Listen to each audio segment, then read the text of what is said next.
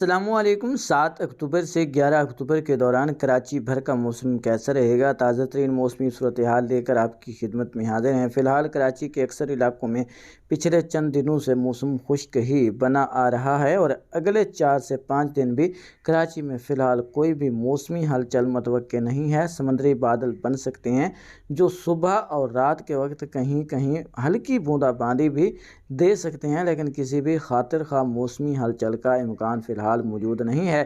ایک سرکولیشن اس وقت بھارت کے جنوبی علاقوں کے جنوب میں موجود ہے جو کہ مزید آگے مغرب کی طرف حرکت کرے گا، مگر یہ گجرات تک آتے آتے کمزور ہو جائے گا، اس لیے اس کے اثرات پاکستان پر پڑنے کے فی الحال ان کے کوئی امکانات موجود نہیں ہیں، نہ ہی یہ سمندری طوفان بننے کا امکان ہے۔